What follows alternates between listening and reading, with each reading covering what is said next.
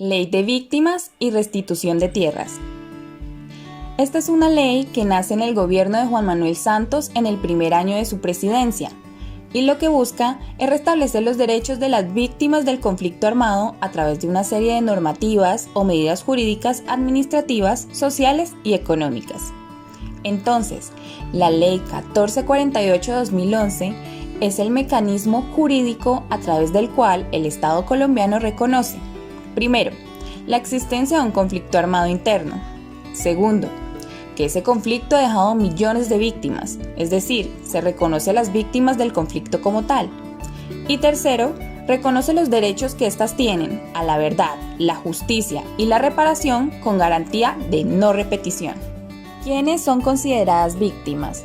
Son consideradas víctimas las personas que individual o colectivamente hayan sufrido un daño de manera directa por hechos que guarden relación con el conflicto armado, ocurridos a partir del 1 de enero de 1985 hasta el 10 de junio de 2011, que es la fecha de aprobación de esta ley.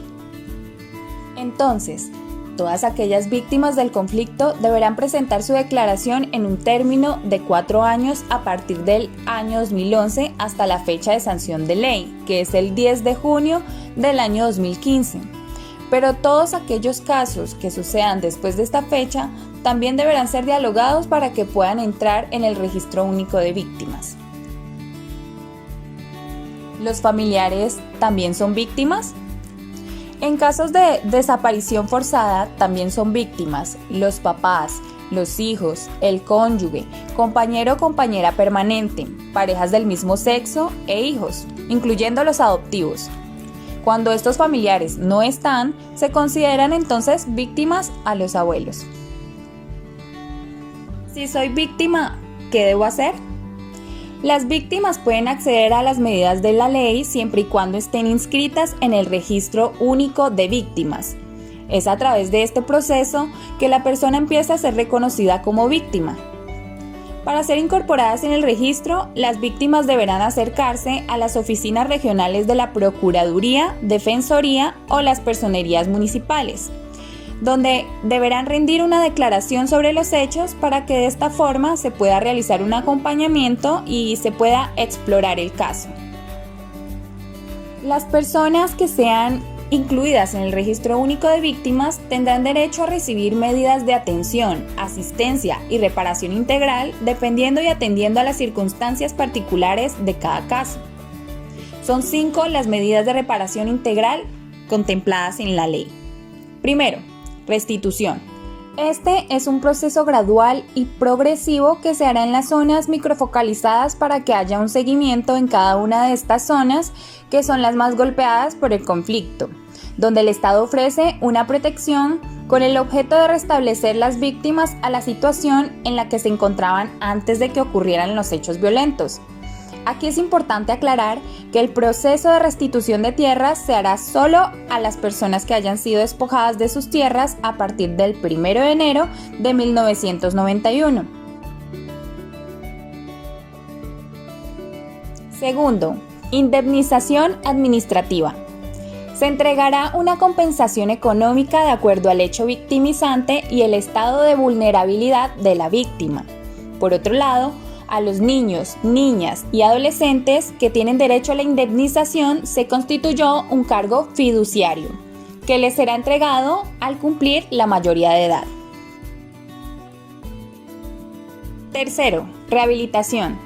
Se trata de un acompañamiento de carácter jurídico, médico, psicológico y social, como por ejemplo, tratamiento médico para atender consecuencias de heridas de minas, balas u otros artefactos ocasionados por el conflicto armado, y atención psicológica para aliviar el sufrimiento por la pérdida de los seres queridos. Cuarto, satisfacción.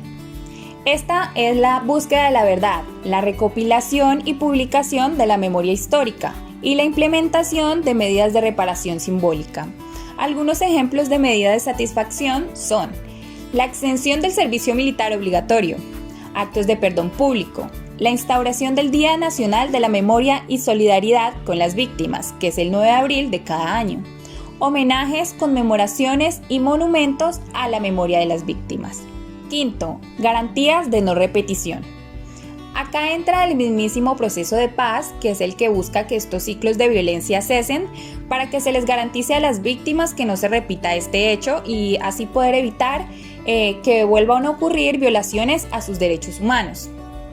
Para finalizar, tenemos lo que es la atención humanitaria para la población víctima de desplazamiento forzado.